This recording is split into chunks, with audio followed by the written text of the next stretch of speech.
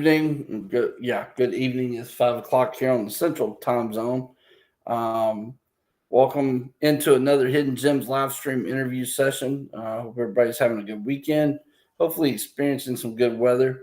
Here in Middle Tennessee, we're experiencing some rain off and on, sun. So hopefully, everybody's having good weather and enjoying the start to the summer. I know it's the official first weekend of summer, so. We are here with a new client, Kobe Martin. Kobe is a QB. So we're on the offensive side of the ball today. And we're going to take the next little bit and get to know Kobe and talk to him about his journey thus far and kind of get his perspective on some topics. So without further ado, Kobe, thanks for joining us. I appreciate you coming in on a Sunday. How's things been going this weekend? Uh, Things been going well this weekend. I was off this weekend, so I just been kind of relaxing, just enjoying the downtime. Just doing laundry stuff like that. Pretty much went to church this morning. Got a good word in. So good weekend. What do you normally do on the off weekends when you're off? What's things that you like to do? Like I work Monday through Friday usually, so well usually Monday through Saturday to be honest, but I just try to chill. I usually call my best friend. My best friend lives in Oklahoma, so I try to call him on Sundays. We just catch up from the week. I like to like today. I went biking before I had got on with you today. I just like doing just different types of things. Last weekend I had went to a concert, got to see one of my favorite artists perform live. So just whatever I could do to expand the day, just enjoy the day off, pretty much. Who's your favorite artist? Who'd you go see? He's not my favorite artist, but he's one of my favorite artists. His name is Big X the Plug. He's from Dallas. That's where I'm from. So I really like him. I like his story, how he came up. He only been rapping for 3 years, but he's like global now. So it's pretty inspiring. And I love his music. That's pretty cool. Yeah. Have you had a chance to like personally meet him or talk to him or? Nah, I wish I got to, but I was pretty close. I was front row, so it was pretty Wow, cool. It was dope. It was my first concert too, so it's pretty wow. dope. Okay, all right. What you talked about his story and inspirational. What part of his story resonated with you? He just a normal person from Dallas, Texas, and he made it out. Like Dallas, he's not from the best area, but he got the right eyes on him, and he just kept working hard at what he did and perfected his craft, and now he's global. So that's just inspiring, just to keep going and never give up because you never know your dream can come true. Yeah, exactly. Now, are you originally from Texas? Yes, sir, I am. I was born and raised in Temple, Texas, but my sophomore year in high school, I had transferred to DeSoto, which is a suburb of Dallas. Yeah, we were talking about DeSoto High School the other night. You were Yes, telling sir. me, was it Von Miller?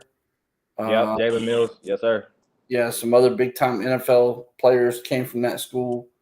Um, what was it like for you attending and playing there, knowing that there were some players that had made to some of the highest levels of pro football out of that school?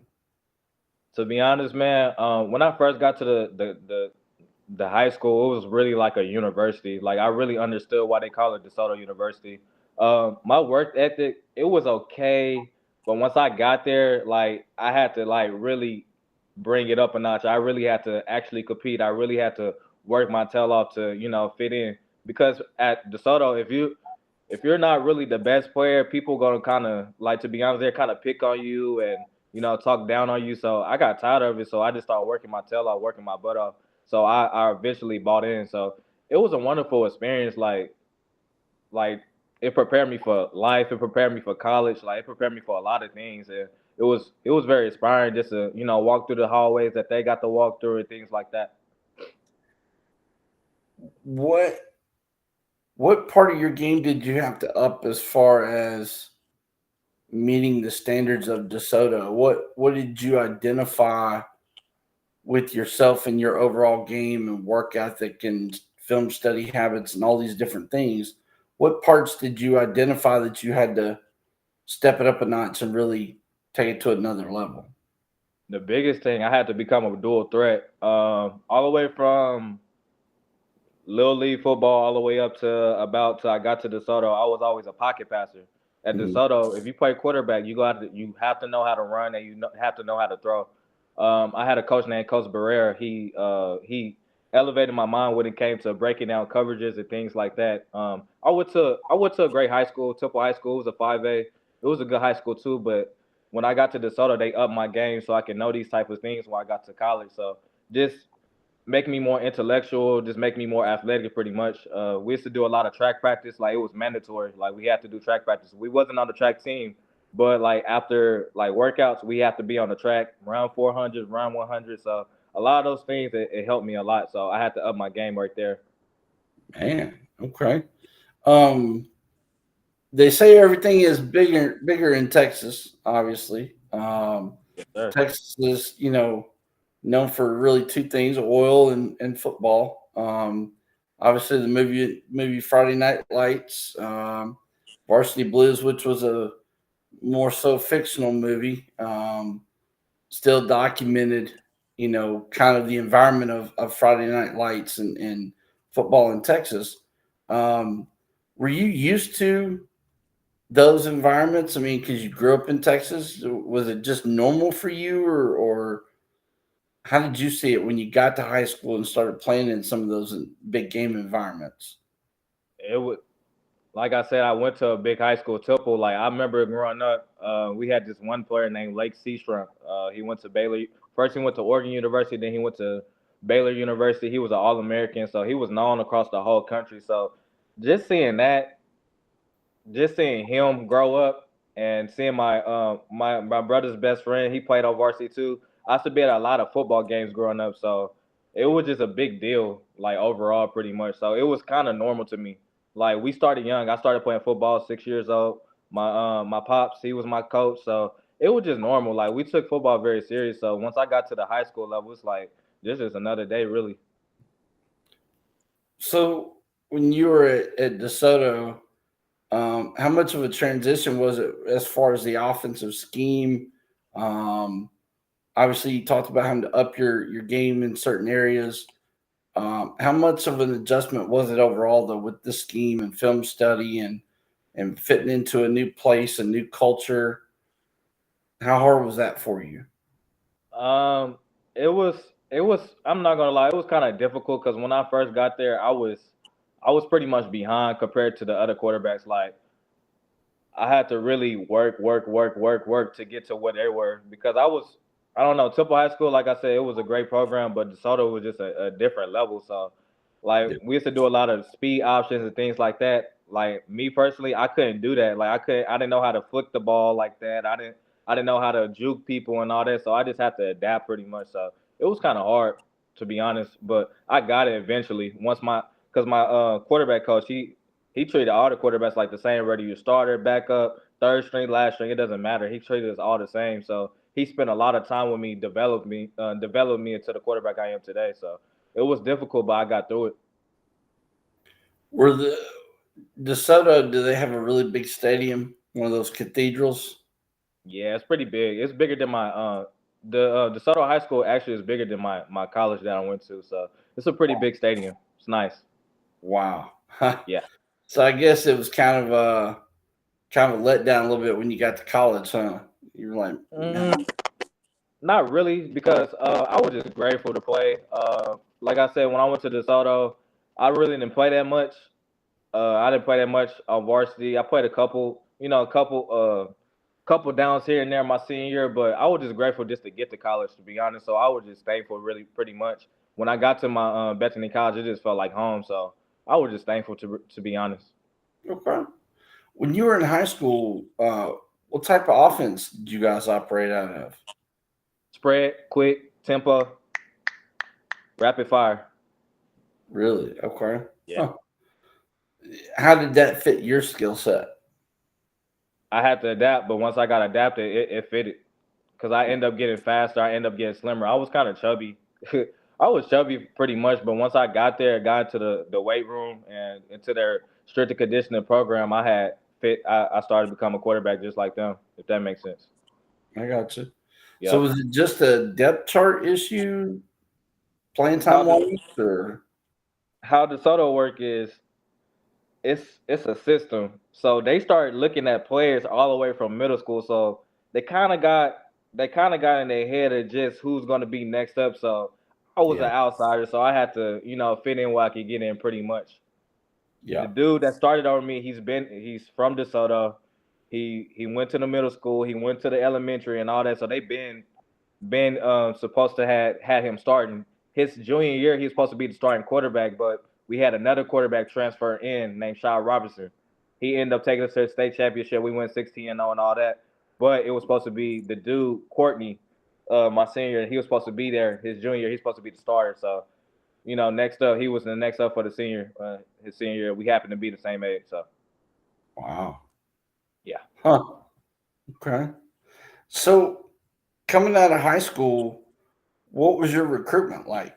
Did you have a lot of Uh, opportunities or limited or I had about I'm gonna say about 5 offers. It was mainly D3 offers. I believe I could have had more NAIA offers if I actually looked at my email. I didn't realize how many emails I was getting.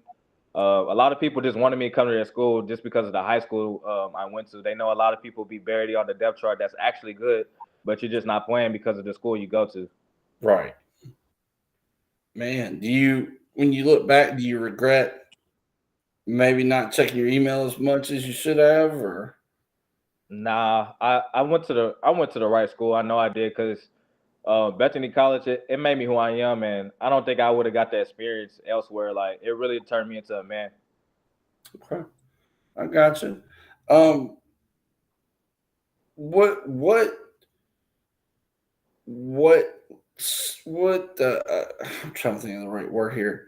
What what convinced you that Bethany College was the right choice for you? What was it that swayed your decision making on that? Um, it was it was a college that gave me an opportunity to play quarterback. Hmm. It was a college that I felt like it just felt like home when I went on a visit. It was a college that had a great coaching staff. I don't know, it just felt like home, and the scholarship was right compared to the Division 3 offers I had got. It Hmm. was just pretty cool experience. Pretty much, I visited my pops had took me down there. It was like a 6 hour drive. It took me down about 2 or 3 times. I connected with the players and things like that. So it was just it was just cool for me. Like it was like yeah, I'm supposed to be here. Pretty much. Just one of those natural fits. Yes. I gotcha.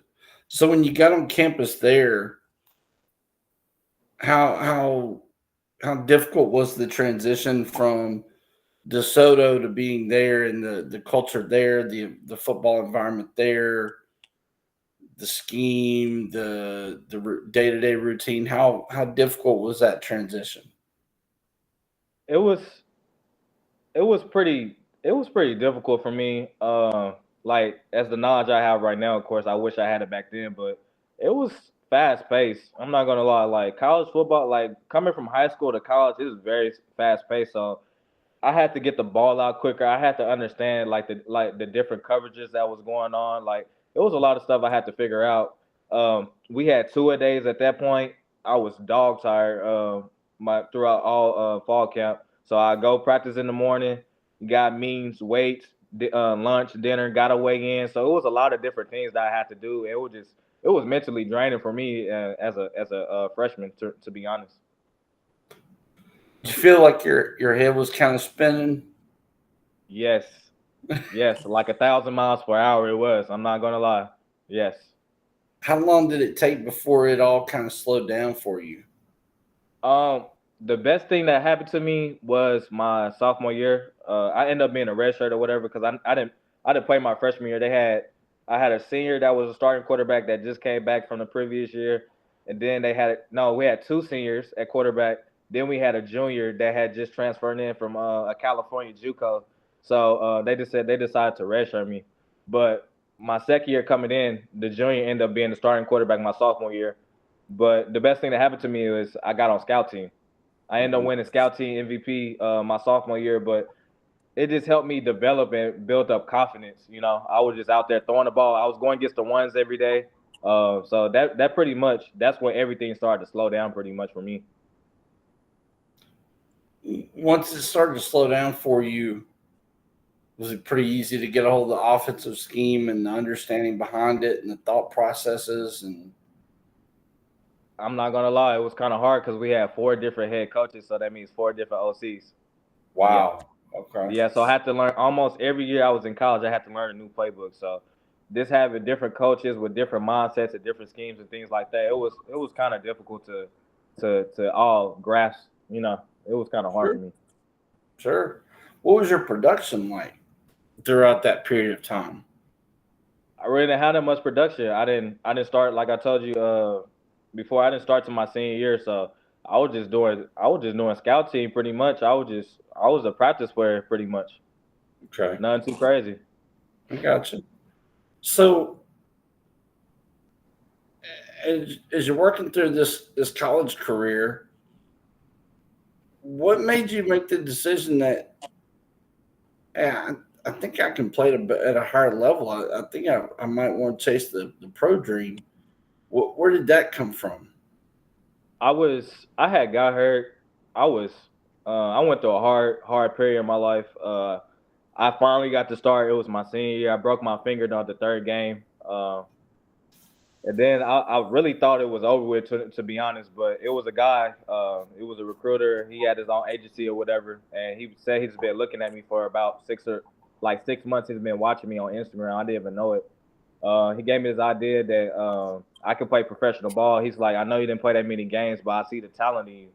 So my first agent, he was pretty much the guy that really gave me the hope that, like, bro, you can play on a higher level. Like, just because you didn't play that much here doesn't mean that you can't keep going. I had opportunities to go overseas, go to Mexico, and I end up choosing just to, go the indoor route. Yeah. What made you choose that route? What was the thought process? What made me choose the indoor route was I'm not gonna lie, I was kind of nervous to go overseas. I'd have no knowledge of what's happening over there, so I was kind of nervous when he said Mexico. The first thing I thought was cartels and things like that. Just listening to other people, not really doing my own research, is what persuaded me to go arena. Well, your research wasn't, or what you knew and what you were told was not too far off. I'll say that. Yeah, We can talk about that, but yeah, it's not too far off. Let's yeah. just say that. Um, so you get started playing professionally on the indoor and arena level. What was that like when you first stepped into that world? Oh my God. So I end up going to Sioux Falls Storms. Hmm. The coach, it was Coach Riggs. I remember he called me and he's like, I like you and I want you to come here. Come to find out, he's a legendary coach. He's a Hall of Famer, Hall of Fame coach. So I'm like, shoot, I'm gonna go ahead and just go. I end up going the second semester of my senior year. I got there. I'm like, he had me the playbook. I'm like, this the playbook. It's like a pro style. Like now that I have the knowledge, it's like a almost like an NFL scheme, pro style playbook, just like I be seeing like on video games and stuff like that. So it was kind of hard for me. Like indoor football is very different from outdoor football. Like everything up here has to speed up, but not only does this has to speed up, your body also has to speed up. So it was kind of hard. One of my mentors right now, you had met him before. Well, we all got on the phone. Jawel Davis. We was talking. Uh, I used to go in and out the huddle. I used to mess up the play call so much because it'd be 3 different parts. It tell you the formation, it tell you the protection, and it tell you the routes. And I didn't get how to call that till like towards the end of the training camp. So I go in and out stuttering, and I'd be like, "Coach, what you say again? What was it?" And then he'd be like, "Kobe, such and such and such and such and such." Like, so it was just kind of hard just to grasp all that. And then when I get to the line, like, dang, I gotta remember this. So it was difficult for me. I ain't gonna lie, it was difficult. It's a different game. So did that increase your study habits, your student of the game part of your resume? Yes, like now, like when I get a playbook, I now I can visualize what's supposed to happen. Like I look at the play, I call it out, and now I'm seeing what it's like, what it's supposed to see the routes, if that makes sense. Mm-hmm. So yeah, it helped me a lot because I didn't want to be like that no more. I didn't want to be the guy that here he come again, he stutter again with the plays. Like I didn't want to be like that because that's who I was. Like sometimes when I come in a huddle, they be like, "Oh my God, Kobe, lock in." I'm like, "I'm trying, brother." It was vets. I was. The crazy part is I was the youngest on the team. I was 22 at the time, which is crazy. I was the youngest on the team, so it was like I'm everybody little bro. I'm like, here come little bro again, finna mess up again. But as the time went on, everybody started to like me and love me. So it was pretty cool though. It was a crazy process. So, with indoor and arena ball, Hmm. a lot of times, guys ask me, what are the pros and cons of playing at that level? And a lot of times I say, well, for a lot of college players, it's a great way to break habits. If you've got bad habits fundamentally, technique wise, it's a place that can help break those things. If you're a QB that holds on to the ball too long, well, indoor and arena can help break that because there's only three linemen, and there's three linemen coming at you, and a possible linebacker maybe blitzing. So you got to get rid of the ball pretty daggone quickly. Like you can't stand back there and look around. Right. Um, if you're a linebacker, you got to take a read step and either get downhill or drop. Like there's no buzzing your feet, being undecisive about your movements. Right. If you're a corner, I think that if you're not used to playing press man, indoor and arena will force you to play press man and learn to be physical. And flip flop that. If you're a receiver that's not used to getting off of press man and having to be physical out of your release, I think that indoor and arena can break that. You know, I think if you're an O lineman and you're slow getting out of your stance into your kick step or whatever, um, I think sometimes indoor and arena can help break those things. Because the game is, like you said, it's so much faster. It's moving so much faster in a confined area. Um, Let me ask you, when you first saw how the venue set up, what was your thought process about there being no sidelines, and when you go out of bounds, you run into a wall, and only being 50 yards playing space? Can't lie to you. Before I got to arena, I was pretty familiar with it already. Me and my pops growing up, we used to watch it every Friday. It'd be some Fridays when it come on. It used to come on NFL Network. He'd be like, "Kobe, we're not watching it today. I'm sorry, son, but we're not watching it." So I was already familiar with the game. Like I loved the game as a kid. Like it was really a dream come true for me to play indoor, for real. So I really wasn't surprised by it. How much of an adjustment was it for you when it comes to timing with the receivers?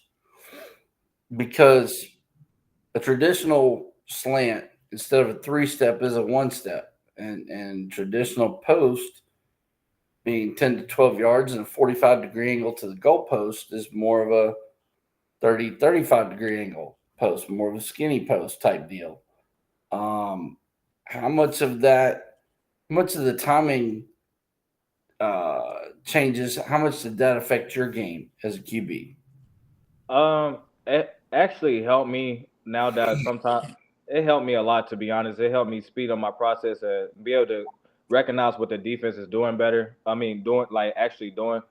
Um, it's very different because in arena you really can't put that much air on the ball like you outdoor. Because if you throw in a post, like say a big post, you could put a lot of air on it and throw it down the field. But Yeah. in arena, the field is so short, you throw it like that, it might get picked off pretty much. So, just it just taught me how to throw the ball with different air on it, different speed. Like it just helped me a lot pretty much. And with slants, like it's almost like throwing it like right now because they getting across the field so fast because the field is not that fast. I mean, not that big. Mhm. So it just helped me speed up. It helped speed up everything. But then I went to a couple trials, couple camps. Went out for outdoor teams, and everything is so slow. Like I'm looking at everything like a puzzle piece. It's like everything is just moving parts. Like I'm like I can see this now. Like so it just helped me. It just helped the game slow down faster. I mean, it just helped the game slow down for me pretty much when I transitioned to outdoor pretty much. So it helped me a lot actually. Yeah, absolutely. Can you maybe tell me a play or tell us about a play that you've run over the last 2 or 3 years, indoor arena wise? Kind of go through the play call, the progressions, and kind of explain the play in general and how it all breaks down. Okay. We had a play called wall. So pretty much you got your outside receiver and you got your slot receiver because you always gonna have three receivers pretty much. So the outside receiver, this is like a goal line play. He's Okay. gonna run. He's gonna run. He's gonna outside. He's gonna inside release. He's gonna run directly at the back of the end zone. Okay. Then you got your slot receiver. He got a whip, so he go in acting like he's going a slant, and then he come back out. So that's kind of like a check down if you look into your right side. And Okay. then you got your left side. You got a go route. So you got a go route. If you like that matchup right there, you got to just go ahead and take that right now. If it's not a safety, if the safety's not on that side of the field. So pretty much all you doing is your progression is you looking your first look. It's a pre-snap read. If you don't like your fade to your left side, you're not gonna throw that. You're gonna go to the right side. So all you have to do is when it comes to the wall route, you gotta let it develop. So you go eye down the whip route. You go eye down, and then it's gonna be like a big old opening in the middle of the field. So that's pretty much the process to that. Okay. All right. And they could beat any coverage, man coverage, zone coverage. If it's man, the wall route still gonna be open, or you can take your whip route. If it's zone, it's still gonna be the wall route, which is the back in the end zone in the hole. Yeah. Okay. And I don't mean to step back, but in college, do you remember any certain play? Like, was there a play that had just really long verbiage and like a crazy name or? Pretty much in college, the plays were really one play call. Like we say smash. Like that's it. That's the play call right there. So everybody know what that means. Wow. You got your hitch or you got your corner. If we say smash special, I can't do the signal. I can't do the signal what we use, but we call Yeah. smash signal.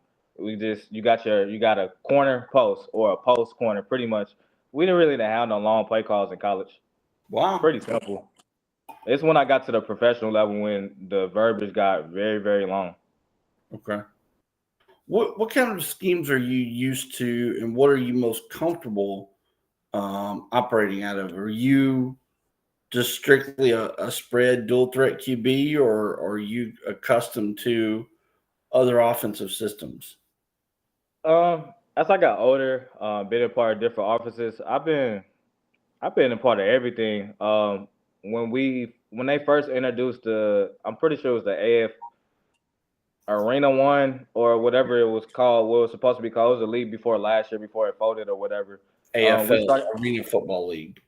the AFL. We Yeah. had to be under center. That was my first time under center in a long time. So I had to I had to practice all off season under center, but we ended up going to shotgun. But I had adapted to it. Like I started taking 3 steps from under center, 1 steps, throwing slants and things like that. So college, I always read spread offense. High school, I read a spread offense. So everything is just all meshed together pretty much for me. So I could pretty much run anything just because of the different experiences I had. Okay. All right. Let's talk about leadership. On the field of play, there's usually two types of leaders. There's usually your quiet, lead by example, bring lunch pail to work kind of leader. Then there's the loud, boisterous, rah rah type leader, the Ed Reeds, the Ray Lewises. What type of leader are you, and why do you feel that way? I'm a little mixed. I'm a mixed leader. I'm gonna always lead by example. That's just who I Okay. am. That's just how my parents taught me to be. That's just the culture I was raised in. I'm gonna always lead by example. I feel like as a quarterback, you gotta lead by example. But I don't really talk too much. But you're gonna hear me when I know the team need it most. You're not Mhm. gonna hear me say too much. But when you hear me, you go listen because that's how it's gonna be. Yeah. So I do both pretty much. Speak Hmm. when needed. Lead by example always. Okay. Now let's flip that coin. You know, athletes, especially college and pro athletes, Hmm. um, college and pro athletes are typically, role models for a lot of people. They're Right. role models for the youth athletes, young adults, just people in general. Right. Um, how important is it to you, You the image the that image you that you portray on and portray off on the field to those who look at you as a role model? it's very important to me, solely on the fact that I'm a man of faith. Uh, I play for God at the end of the day. Like I feel like He gave me the gift, so I try to glorify Him. So I try to make sure to always carry myself in the correct manner. I always try to make sure I'm running around. I always try to make sure that I don't talk to players a certain type of way. I just always try to be. I always try to be the guy that I want coach to be around. If that makes sense. Yeah, I always yeah, try to be the good teammate. That's my mindset. Be the good teammate. Be the player that this team needs. Because at the quarterback, you the head honcho. They move how you move, yeah. pretty much. What about when it comes to dealing with the fans, crowd, general public, things like that? Like, how important is it to you the image that you portray in front of them?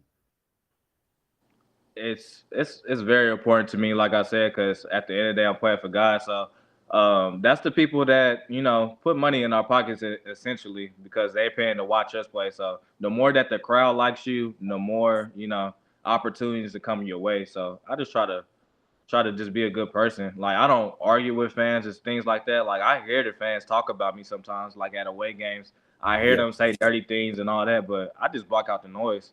I always feel like they're not gonna talk about you if you're not good. So that's yeah, that's just kind of my thing. In arena, I used to love interacting with the kids. Like sometimes during timeouts and things like that, if I see a kid calling my name or something like that, I go dap them up and things like that. So just little things like that, pretty much. Just try to be a good guy, man. Just try to have fun. Just don't be a butthole out there, man. Has there been a fan that stood out to you? It has been a fan. When I Yeah. played arena, my first and second year, I played for Wichita. It was a little girl. She'd always have a sign for me. I always have my name on it. So after every game, she'd come up to me. She'd give me a hug, and I sign the sign and things like that. So I never found out her name. It was crazy, but I always remember her though, cause she would always support me, and her parents would always come up to me and tell me good game and things like that. So it was that one specific little girl that had that sign for me every game. I always look forward to her at home games. So it was pretty dope. That's pretty cool. Pretty cool. You know, I always tell guys that arena and indoor ball, that is one thing that is unique about it is the close proximity of the fans to the field and the fact that after games you're typically asked to hang around for about an hour and sign autographs, shake hands, all that kind of stuff. And um, I'm always interested to hear athletes' answers to talking about interacting with the fans and any fans that stood out, things like that, relationships that were built with fans and I just always think that's really neat to get the perspective of the athlete. So Right. um, yeah, that's always pretty cool. In keeping with that topic, community service is a big aspect of being a college and a professional athlete. Every town, not every town, every team, every GM, every head coach, every you know front office person or owner, whatever, all have different views and thought processes about what community service looks like and what their vision is. Um, talk to us about a community service activity that you've been a part of, whether it's in college or the pros, that really stood out to you and kind of really meant a lot to you. And then talk about on the flip side of that coin, things that you've identified moving forward as a professional athlete that you would like to become involved in and leave your mark on? My favorite experience with community service was the last one. About a couple weeks ago when I had played with the Washington Wolfpack. We wasn't even in Washington. We was in Kansas actually, and we ended up doing a community service project where we hand out food to people that can't afford food. So we was packing bags like lunch meats, lettuce, fruits and veggies and things like that. We would just hand it out to the cars.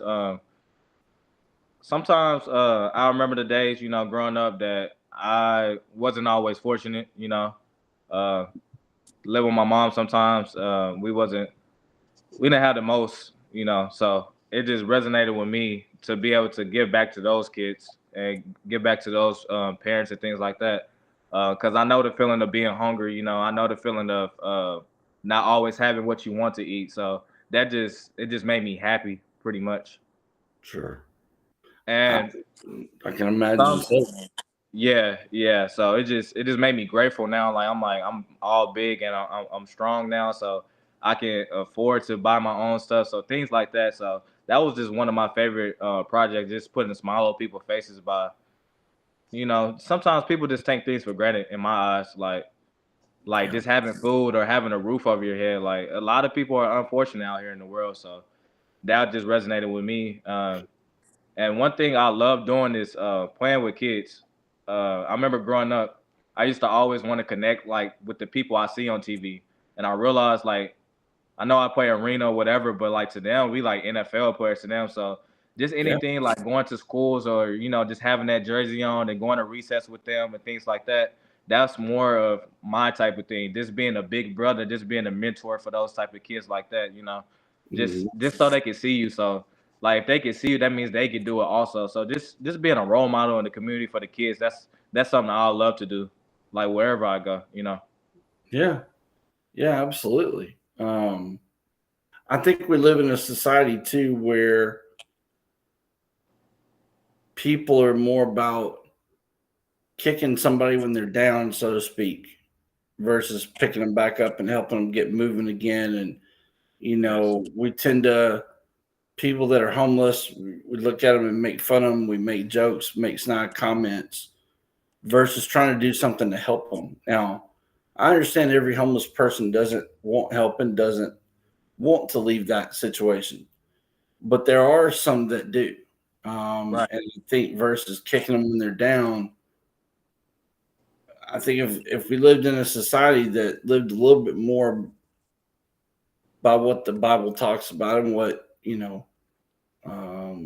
God laid out for us, and we were more willing to help our neighbors and things like that, I think it'd be a much better place to live. And so, yeah, I can totally agree with that. Let me ask you, who do you look up to and why? Um, who I look up to, it's my guy named Jawel Davis. I spoke on him earlier. He went to HBCU and made it to the NFL. I look up to him because he from Florida. Like he's from Florida. It's so hard to get out of Florida. There's so many athletes there. There's so much crime there. But he actually made it out, and just seeing him and just be able to talk to him daily and things like that, and just understanding his mindset, I just really look up to him. He just a very big inspiration to me.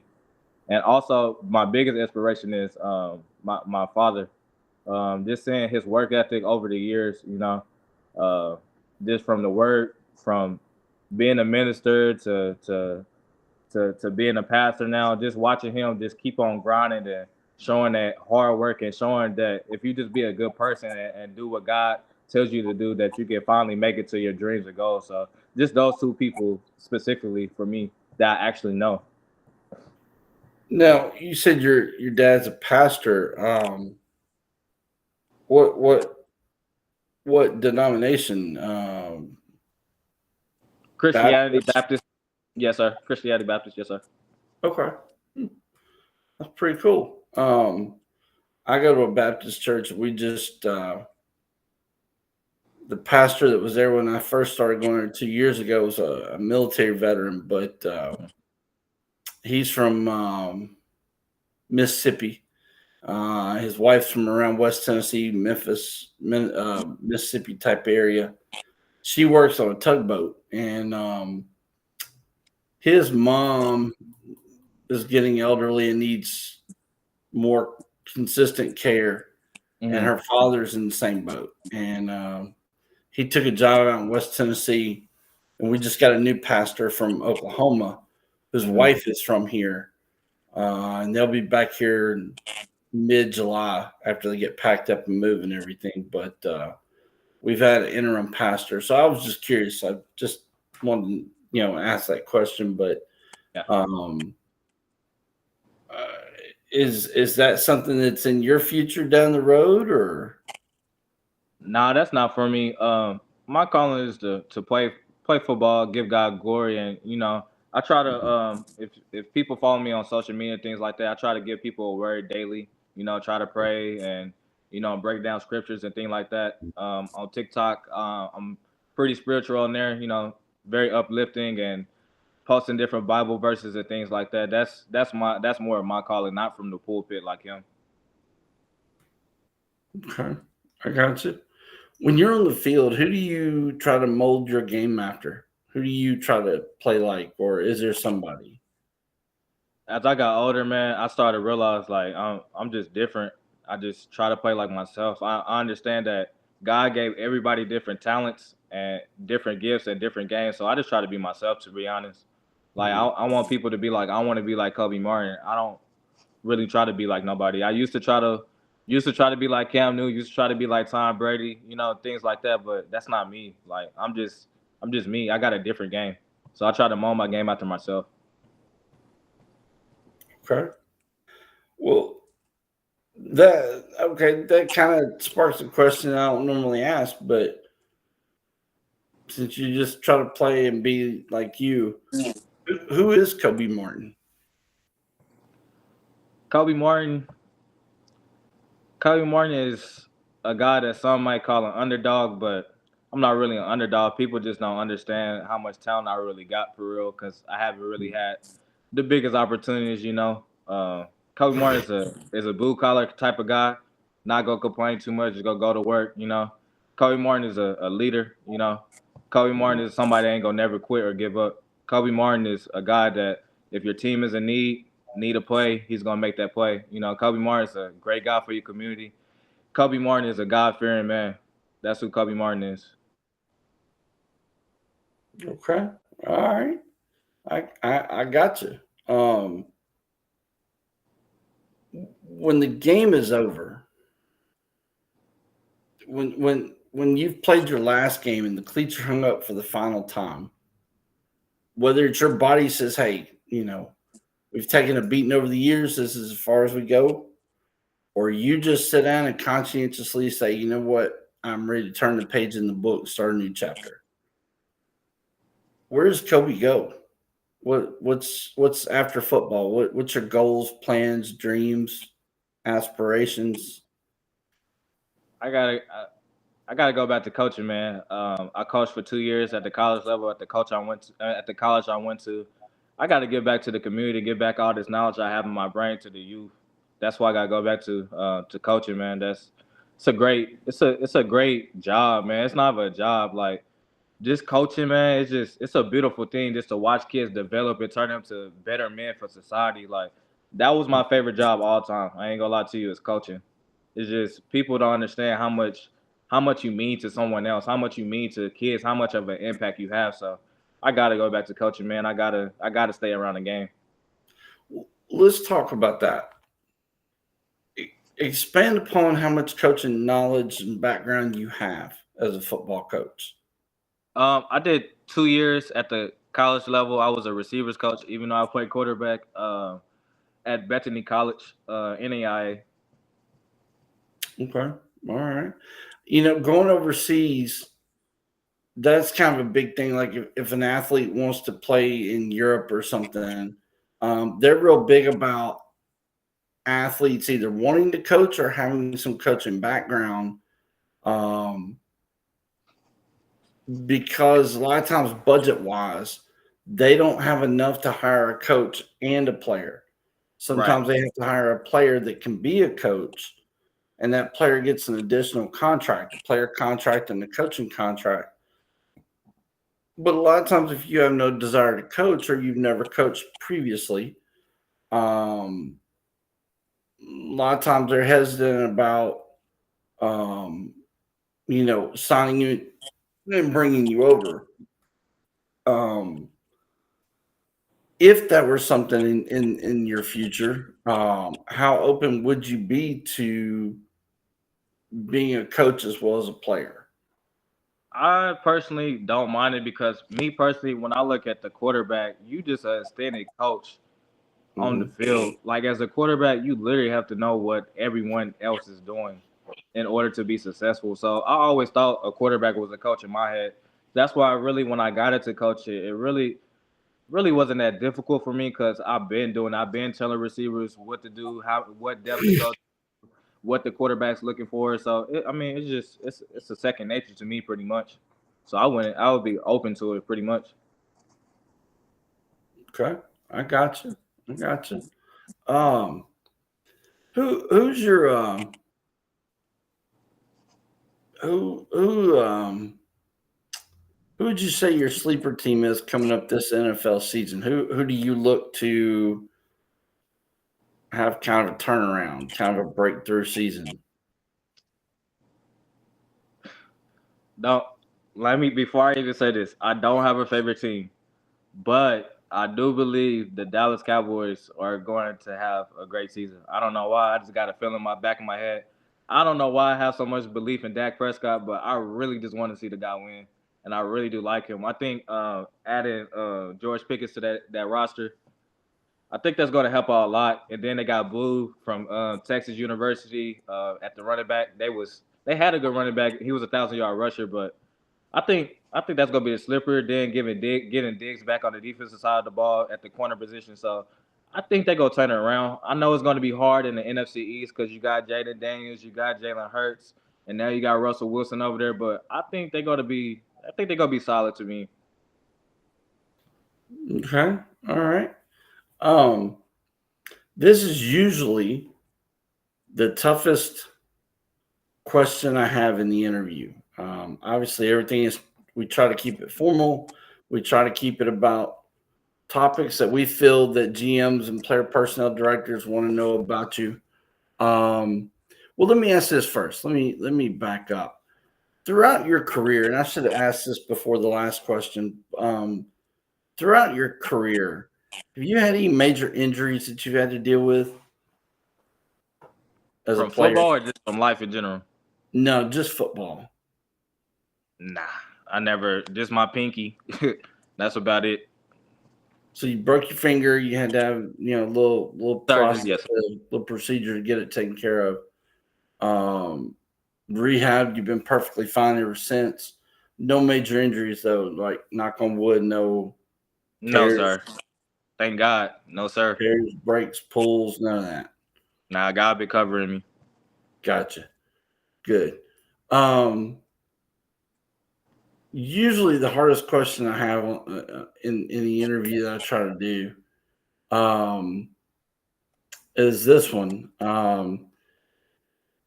EA Sports, they took college football game away from us a handful of years ago. And after the smoke settled, all the dust cleared, all the parties involved came to some kind of agreement. They finally gave it back to us. My question to you is a three-part question. Um, A, do you own it? B, have you played it? And C, if you have played it, who are you running with? A, I do own it. You said B was what? Have Do you I? played it? Yeah, cause I play it a lot. And C is the crazy part is I play randoms. I play with anybody. Really? That you don't have Yes. a team that you run with? Nope. We play randoms. That's how I grew up. You play randoms. That's the cards you dealt with. You got to figure out how to play with them. Wow. Okay. I'm impressed. I'm impressed. I can respect that. I really can. Definitely can respect that. I was. This is not a question we normally ask, but um, normally I end with that question, just trying to break the monotony a little bit. But um, I'm curious to know because you're a QB. Um, the NFL has adjusted their rules over the years. There's this pattern of handcuffing the defense now. That they say the fans want to see points scored, high scoring games, a lot more targeting, roughing the passer, defenseless receiver rules in place. Do you believe the game's gotten softer, and do you believe those rules should be reversed and took back to the old school way of doing things, or because you're a QB, so I'm interested to know your perspective. Me personally, man, I'm not gonna lie. The game is very soft. I'm not gonna lie to you. They they kind of they cater to the office pretty much, is what I see. I Some of them hits back in the day is kind of crazy, but I also realized that that's the game that we all fell in love with. That's the game that we know what we signed up for. Right. Like football is a gladiator sport. You're running at a grown man 20 miles per hour trying to knock his head off. Like that's just the sport. Like that's what I believe in. I'm not a fan because I'm a type of guy like even if you watch my film, I'm getting smacked around on some of those plays, but I don't say nothing. I just get back up. Like if you don't like how tough the game is, I don't think you should play it. Me personally, that's just how I feel about it. And the reason I asked that because there was, I was watching this video a couple nights ago. Some of the hardest hits in college ball. It was a hockey player doing a reaction video, and he had a play in there with the new kickoff rule, the whole UFL kickoff deal. And I Yeah, thought, me personally, I'm 46. I came up playing the game back in the 80s and 90s. It was a totally different game back then. And yeah, I was like, this is BS, man. This is crap. I was going on and on. And he was asking some of the same questions. He didn't understand why the front lines couldn't move until the receiver caught the ball. Um, they screwed up the most exciting play in the whole game of football, which is the kickoff, where run downfield full bore and you try to right. tackle that guy before he moves. And so um, it just got me to thinking, and I was just curious to hear your perspective. Yeah, Um, you know, when I was coming up, if you were a receiver and you went across the middle, you had to know up front you're getting hit. You're probably getting helicoptered. You're probably getting flipped upside down. Probably going to take a shot and get knocked sideways, but that's just part of it. You still got to catch the ball. right. I'm not a fan personally of the defenseless receiver rule, which I'm a linebacker coach by trade, so I'm from the dark side. Uh, Yeah, I'm all about hitting and inflicting pain and all that kind of thing. But I agree that players are bigger, stronger, faster now. Sports science has evolved. Supplements and things have evolved.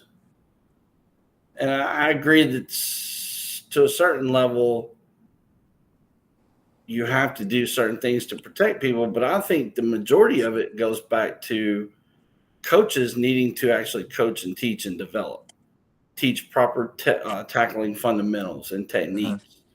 Um, Coaches teaching running backs and QBs how to properly dip a shoulder down and run somebody over instead of ducking their head down. hmm, I just think there's a lot of lazy coaching that's caused a lot of the problems, not so much the game itself. Um, but it keep destroying the game, and that's the thing too, was that 100 years ago when it was created. If you watch the documentaries on YouTube, it was created to be a simulation of war without the killing and the maiming. So Oh it wow. was meant to be a warrior sport. It was not meant to be for the weak or the timid or the faint at heart. Um, sometimes I think you might as well put tutus on and play flag football because And pom poms.